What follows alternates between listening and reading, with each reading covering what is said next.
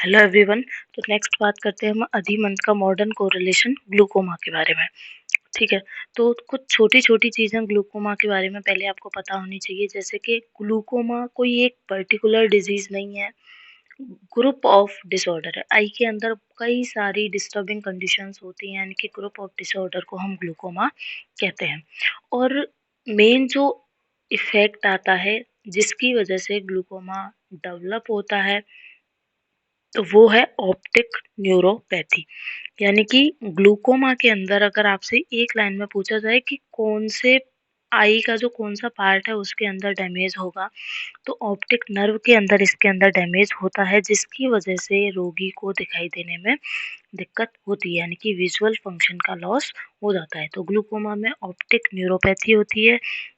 Optic जो nerve fibre है उनके अंदर डैमेज होता है, जिसकी वजह से विजुअल डिस्टरबेंस कॉज होता है। ठीक है, तो ये तो थी सिंपल सी बात। अब शुरू करते हैं टॉपिक हमारा ग्लूकोमा। ग्लूकोमा एक आई डिजीज है जिसके अंदर होता क्या है, करेक्टरिस्टिक पैटर्न में ऑप्टिक नर्व डैमेज होती है। वही सेम बात थी कि अगर आपसे एक सिंपल लाइन में ग्लूकोमा का मीनिंग पूछा जाए कि ग्लूकोमा में हुआ क्या, तो ऑप्टिक न्यूरोपैथी या ऑप्टिक नर्व फाइबर डैमेज होते हैं। ठीक है, इसमें होता क्या है, अब ऑप्टिक नर्व जो है विजुअलाइजेशन का काम कराती है, सेरिब्रम में जाएगी, वहाँ पे मतलब ब्रेन को जाके सिग्नल देगी ऑप्टिक नर्व। लेकिन अगर ऑप्टिक नर्व फाइबर ही डैमेज हो गए तो सिग्नल नहीं जाएगा, जो हमारा विजन पॉइंट है उस तक सिग्नल नहीं जाएगा और दिखाई नहीं देगा। तो नर्व फाइबर के डैमेज होने के कारण विजुअल इम्पेयरमेंट होता है, तथा यदि ट्रीट नहीं किया गया तो इससे ब्लाइंडनेस भी हो सकती है। ठीक है ना। ये इसके अंदर सिंपल सी चीज होती है कि ऑप्टिक नर्व फाइबर डैमेज हुए, जिससे क्या हुआ, विजुअल इम्पेयरमेंट क्रिएट होता है, और अगर इसको ट्रीट नहीं किया हमने तो इससे ब्लाइंडनेस भी हो सकती है। ठीक है, ग्लूकोमा इज नॉर्मली एसोसिएटेड। अब आई के अंदर क्या चेंजेस आते हैं, ये तो हो गया कि ऑप्टिक नर्व फाइबर डैमेज हुए, लेकिन आँख के अंदर भी कुछ चेंजेस आएंगे। तो उसके अंदर होता क्या है कि जो आई के अंदर जो इंट्रा ऑक्यूलर जो प्रेशर होता है, जो एक्वस ह्यूमर और जो ह्यूमर है बॉडी विट्रस ह्यूमर, इनकी वजह से जो आई का प्रेशर मेंटेन रहता है, वो नॉर्मल प्रेशर जो होता है वो कितना होता है, हम नॉर्मल की बात कर रहे हैं पहले। तो आई का जो इंट्रा ऑक्यूलर जो प्रेशर है वो वेरी करता है 10 to 20 mmHg, यानी कि 10 to 20 mmHg से 10 से लेके 20 तक कितना भी हो सकता है। नॉर्मल जो हेल्दी आई है उस पेशेंट की नॉर्मल हेल्दी आई का जो इंट्रा ऑक्यूलर प्रेशर है वो 10 से लेके 20 हो सकता है, और इसको एवरेज जो है वो 15 या 16 माना गया है। यानी कि जिसकी भी आई जो है हेल्दी होगी वो उसके अंदर 15-16 आपको नॉर्मल इंट्रा ऑक्यूलर प्रेशर मिलेगा। लेकिन ग्लूकोमा के अंदर होता क्या है, इंट्रा ऑक्यूलर प्रेशर जो होता है राइज हो जाता है, और 22 से भी ज़्यादा या 25 से भी ज़्यादा हमें देखने को मिलेगा। तो आपसे ये भी वाइवा में भी क्वेश्चन पूछा जा सकता है, या एआईपीजीटी में भी ये क्वेश्चन आ सकता है कि ग्लूकोमा में इंट्रा ऑक्यूलर प्रेशर कितना हो जाएगा, तो 25 से ज़्यादा हो जाता है उसके अंदर। ठीक है, intra ocular hypertension. Intra ocular hypertension का मतलब क्या है कि इंट्रा ऑक्यूलर अगर प्रेशर बढ़ा without any damage of optic nerve, तो ये ग्लूकोमा नहीं है। यानी कि ग्लूकोमा की तो पहली शर्त ही यही है कि उसमें ऑप्टिक नर्व फाइबर डैमेज होंगे, और जिससे विजुअलाइजेशन का इम्पेयरमेंट होगा। लेकिन अगर ऑप्टिक नर्व फाइबर डैमेज नहीं है, फिर भी आँख का जो इंट्रा ऑक्यूलर प्रेशर बढ़ा हुआ है, तब उसको हम ग्लूकोमा नाम ना देके उस डिजीज को नाम देते हैं ऑक्यूलर हाइपरटेंशन। क्लियर है। तो ऑक्यूलर हाइपरटेंशन और ग्लूकोमा दोनों में डिफरेंस क्या है, दोनों में सेम चीज तो ये है कि ऑक्यूलर हाइपरटेंशन और ग्लूकोमा में दोनों में इंट्रा ऑक्यूलर प्रेशर तो बढ़ेगा, लेकिन जो ऑक्यूलर हाइपरटेंशन है उसमें ऑप्टिक नर्व डैमेज नहीं होती है, जबकि ग्लूकोमा में ऑप्टिक नर्व डैमेज होगी। ठीक है, अब बात करते हैं थोड़ा एक्वस ह्यूमर के बारे में, क्योंकि प्रेशर तो यही बढ़ा रहा है।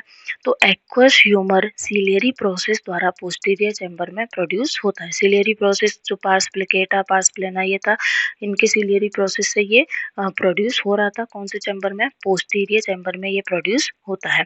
पीपल के द्वारा यह एंटीरियर चैम्बर तक फ्लो करेगा, इनकी वाया पीपल होकर के ये जो कैनालिकुली होती हैं उनसे होकर के ये पोस्टीरियर चैम्बर से एंटीरियर चैम्बर में आता है।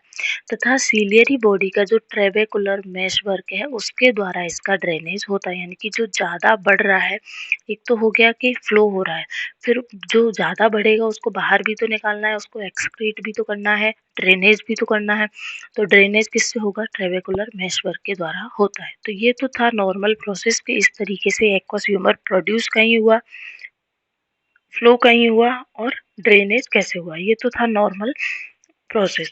अगर ये प्रोसेस एकदम नॉर्मल चलता है, यानी कि फ्लो जो प्रोडक्शन है वो पोस्टीरियर चैम्बर में सही से हो रहा है, इंटीरियर चैम्बर में सही से जा रहा है, ड्रेनेज प्रॉपर हो रहा है, तो क्या होगा? इंट्राओक्यूलर प्रेशर जो है वो मेंटेन रहेगा। तो नॉर्मल जो इंट्राओक्यूलर प्रेशर है उसको मेंटेन करने के लिए रेट ऑफ एक्वस फॉर्मेशन और जो ड्रेनेज है वो दोनों का इक्विलिब्रियम होना जरूरी है। यानी कि जितना फॉर्मेशन हो रहा है, जितना प्रोडक्शन हो रहा है, उसका प्रॉपर ड्रेनेज भी हो रहा है। ऐसा नहीं है कि वो एक ही जगह एक्यूमुलेट होता रहे। ठीक है, ये तो था नॉर्मल आईयूपी को मेंटेन करने का प्रोसेस। ठीक है, लेकिन हुआ क्या? मान लीजिए किसी भी कारण की वजह से एक्वस ह्यूमर का फॉर्मेशन या प्रोडक्शन तो हो रहा है ज़्यादा और ड्रेनेज हो रहा है कम, तो डेफिनेटली एक्वस ह्यूमर उस जगह बढ़ेगा। बढ़ेगा तो वो इंट्राएक्युलर प्रेशर को बढ़ाएगा। ठीक है, तो समझ आया एक्वस ह्यूमर का क्या रोल है इंट्राओक्युलर प्रेशर को मेंटेन करने के लिए या उसको बढ़ाने के लिए। Glaucoma second most common case of blindness. World wide जितने भी ब्लाइंडनेस के केसेस आते हैं उसमें दूसरा बड़ा कारण ग्लूकोमा है और पहला कारण है ब्लाइंडनेस का कैटरेक्ट। ठीक है, अब बात करते हैं इसका क्लासिफिकेशन की। ग्लूकोमा का क्लासिफिकेशन किस तरीके से किया गया है? पहला आता है कंजेनाइटल एंड डेवलपमेंटल ग्लूकोमा, दूसरा आता है एक्वायर्ड ग्लूकोमा। एक्वायर्ड को फिर से दो ग्रुप में डिवाइड किया गया है, primary glaucoma and secondary glaucoma. Primary glaucoma को फिर से दो पार्ट में क्लासिफाई किया गया है, primary open angle glaucoma, primary closure angle glaucoma. ठीक है, जो अब हमारा जो मेन सिलेबस में वो है हमारा प्राइमरी ग्लूकोमा, एक्वायर्ड के अंदर प्राइमरी ग्लूकोमा। लेकिन सेकेंडरी ग्लूकोमा की थोड़ी सी बात करते हैं हम। जो सेकेंडरी ग्लूकोमा है ग्रुप ऑफ डिसऑर्डर है, इसके अंदर होता क्या है कि बॉडी की किसी दूसरी सिस्टेमिक डिजीज के कारण, ठीक है, इंट्राओक्यूलर प्रेशर बढ़ जाता है। जैसे कि पेशेंट को यूवीआइटिस था या परफोरेशन हो गया कॉर्निया का, या इंट्राओक्यूलर हेमरेज हो गया, ट्यूमर हो गया, ट्रॉमा हो गया, उसके कारण से अगर आई का जो है इंट्राओक्यूलर प्रेशर बढ़ता है तो उसको हम कहते हैं सेकेंडरी ग्लूकोमा। ट्रीटमेंट कॉज के अकॉर्डिंग कराया जाएगा। अब हम मेन बात करते हैं हमारा कंजेनाइटल, जो हमने क्लासिफिकेशन पढ़ा था उसमें सबसे पहले आता है कंजेनाइटल ग्लूकोमा। कंजेनाइटल ग्लूकोमा होगा क्यों? कंजेनाइटल नाम से ही क्लियर है, यानी कि बाया बर्थ होगा। बाया बर्थ हो रहा है, इसका मतलब क्या है कि डेवलपमेंटल एबनॉर्मेलिटीज के कारण जो एंटीरियर चैम्बर का जो एंगल है, ठीक है, जहाँ से एक्वस ह्यूमर का ड्रेनेज हो रहा है उसके अंदर ऑब्स्ट्रक्शन हो जाता है। ठीक है, हुआ क्या कि ये बर्थ से प्रेजेंट होगा और इसके अंदर होता क्या है कॉन्जेनाइटल ग्लूकोमा में, जो एंटीरियर चैम्बर है, जो आई का जो एंटीरियर चैम्बर है उसके अंदर डिफॉर्मिटी होती है। डिफॉर्मिटी किस तरीके की हो सकती है कि मान लीजिए आइरिस और जो कॉर्निया है वो आपस में सेपरेट नहीं है, वो फ्यूज है, या जो स्लेम्स कैनाल है वो ही एब्सेंट है जो क्या कराएगी? ड्रेनेज कराएगी। ठीक है, तो इस तरह की जो डिफॉर्मिटी मिलती है, इस तरह के जो कॉजेस होते हैं वो बाया बर्थ या कॉन्जेनाइटली प्रेजेंट होते हैं। तो इस तरीके की जो डेवलपमेंटल एनोमलीज है कि आइरिस और कॉर्निया सेपरेट नहीं है या स्लेम्स कैनाल एब्सेंट है, तो इस डेवलपमेंटल एनोमली के कारण होता क्या है, जो एक्वस ह्यूमर है उसके ड्रेनेज के अंदर क्या आ जाता है? ऑब्स्ट्रक्शन आ जाता है। क्लियर है? इतना इसी तरीके से आपको सिंपल करके पढ़ना है चीज़ों को। तो पैथोलॉजी क्या हुई कंजेनाइटल ग्लूकोमा की कि कोई भी स्ट्रक्चरल डिफेक्ट है या कोई जो स्लेम्स कैनाल है वो एब्सेंट है, उसकी वजह से एंटीरियर चैम्बर का जो कैनाल है, एंगल है, वो ऑब्स्ट्रक्ट होगा, जिसकी वजह से एक्वस ह्यूमर का प्रोडक्शन तो होगा लेकिन उसका ड्रेनेज नहीं हो पाएगा। तो ड्रेनेज नहीं हो पाएगा, इससे क्या होगा? पेशेंट को ग्लूकोमा, और उसको नाम दिया हमने कंजेनाइटल ग्लूकोमा। क्लिनिकल फीचर क्या रहेंगे? पेशेंट को फोटोफोबिया होगा, दिखाई देने में दिक्कत होगी, लैक्रिमेशन, बहुत ज़्यादा होगा, ब्लेफेरोस्पाज़्म मिलेगा। ब्लेफेरोस्पाज़्म क्या है, जो आईलिड है उनकी अनकंट्रोल, जैसे आई ब्लिंकिंग होती है ना, अनकंट्रोल स्क्वीजिंग या ट्विचिंग आपको देखने को मिलेगी। और क्या मिलेगा, बुप्थेल्मस, यानी कि आई बॉल जो है नॉर्मल साइज से ज़्यादा लार्ज मिलेगी, आई बॉल का साइज आपको बढ़ा हुआ मिलेगा। क्यों? क्योंकि इंट्राओक्यूलर प्रेशर बढ़ रहा है। ठीक है, जो कॉर्नियल एडिमा मिलेगी, और ऑप्टिक डिस्क की क्या मिलेगी, कपिंग मिलेगी। कॉर्नियल एडिमा क्यों मिलेगी? क्योंकि जो कॉर्निया की जो फोर्थ मेम्ब्रेन है, डेसिमेट्स मेम्ब्रेन, उसके अंदर रप्चर हो जाएगा इंट्राओक्यूलर प्रेशर बढ़ने की वजह से। ठीक है, ये भी 3 टाइप का होता है। पहला होगा कंजेनाइटल, दूसरा होता है इन्फेंटाइल, तीसरा होता है जुवेनाइल। कंजेनाइटल वही हुआ, इन्फेंटाइल जो है वो 1 से 3 साल के बच्चों में, यानी कि बर्थ के टाइम पर प्रेजेंट नहीं था, लेकिन 1 साल के बाद डेवलप हुआ। जुवेनाइल वाला प्यूबर्टी के दौरान डेवलप हुआ, और कंजेनाइटल वाला बाई बर्थ डेवलप हुआ। तो ये था हमारा कंजेनाइटल ग्लूकोमा। इसका ट्रीटमेंट कैसे करेंगे? पहले हमें क्या करना है, हमें इंट्राओक्यूलर प्रेशर को लो करना है, जिसके लिए हम बीटा ब्लॉकर्स का यूज़ कर सकते हैं, एसिटाजोलेमाइड का यूज़ करते हैं, मैनिटोल का यूज़ कर सकते हैं। ठीक है, और सर्जिकल प्रोसीजर कराना पड़ेगा, जिसमें गोनियोटोमी में क्या करना है, जो आइरिस है और स्लेम्स रिंग है, ठीक है, उसके एंगल पे हमें इंसिजन लगा के जो ब्लॉकेज हो रखा है, जो ऑब्स्ट्रक्शन हो रखा है, उसको हटाना है। या फिर हम करा सकते हैं ट्रेबेकुलोटोमी। ट्रेबेकुलोटोमी में क्या कराएंगे, इस प्रोसीजर में स्क्लेरा की जो फ्लैप मार्जिन है उसके एंगल पे हमें एक नया चैम्बर बनाना पड़ेगा, जिसकी वजह से जो एक्वस ह्यूमर है उसका ड्रेनेज प्रॉपर हो पाए। ठीक है, तो ये था हमारा पहला टाइप कंजेनाइटल ग्लूकोमा। दूसरा आता है primary open angle glaucoma. Primary के भी 2 टाइप पढ़े थे, प्राइमरी ओपन एंगल और प्राइमरी क्लोजर एंगल। तो पहले बात कर रहे हैं हम ओपन एंगल ग्लूकोमा की। इसके अंदर भी क्या होगा, इंट्राओक्यूलर प्रेशर बढ़ेगा। इसे क्रोनिक सिंपल ग्लूकोमा भी कहते हैं। होता क्या है इसके अंदर, इस टाइप के ग्लूकोमा में इंट्राओक्यूलर प्रेशर बढ़ने का कोई ओबियस सिस्टमेटिक और ओक्यूलर कॉज नहीं होता है, यानी कि प्रॉपर इसकी जो है इटियोलॉजी नहीं है कि किस कारण की वजह से ये प्रेशर इंक्रीज हुआ। कोई सिस्टमेटिक डिजीज भी नहीं है, कोई ओक्यूलर कॉज भी नहीं है, फिर भी इंट्राओक्यूलर प्रेशर बढ़ रहा है। ठीक है, अब जो इटियोलॉजी नहीं है वो इसलिए कह रहे हैं कि यहाँ पे तो हमने देखा था कि एंगल क्लोज हो गया, ऑब्स्ट्रक्शन था, यहाँ पे एंगल भी ओपन है, कोई दिक्कत ही नहीं है, तो इसमें इसीलिए नाम दिया प्राइमरी ओपन एंगल ग्लूकोमा। तो इसमें एंटीरियर चैम्बर का जो एंगल है वो ओपन रहता है, नॉर्मल रहता है। इसमें इंट्राओक्यूलर प्रेशर जो है स्लोली प्रोग्रेसिव होता है।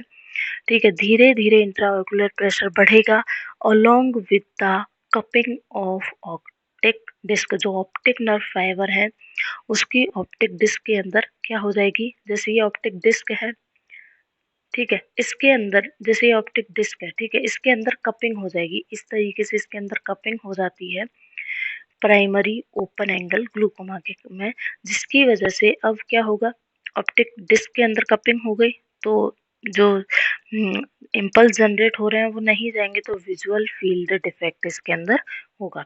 रिस्क फैक्टर क्या है, किन पेशेंट के अंदर आपको प्राइमरी ओपन एंगल ग्लूकोमा मिलेगा, तो जिनकी पॉजिटिव फैमिली हिस्ट्री यानी कि पहले हुआ हो, जिन पेशेंट को 50 के बाद ज़्यादा कॉमन होता है, जो स्टेरॉइड्स का यूज ज़्यादा करते हों, डायबिटिक पेशेंट को बहुत ज़्यादा होने के चांसेस रहते हैं, जिनको मायोपिया हो या जो स्मोकर्स हो, उनके अंदर ग्लूकोमा के यानी कि इंट्राओक्यूलर प्रेशर के बढ़ने के चांसेस ज़्यादा रहेंगे।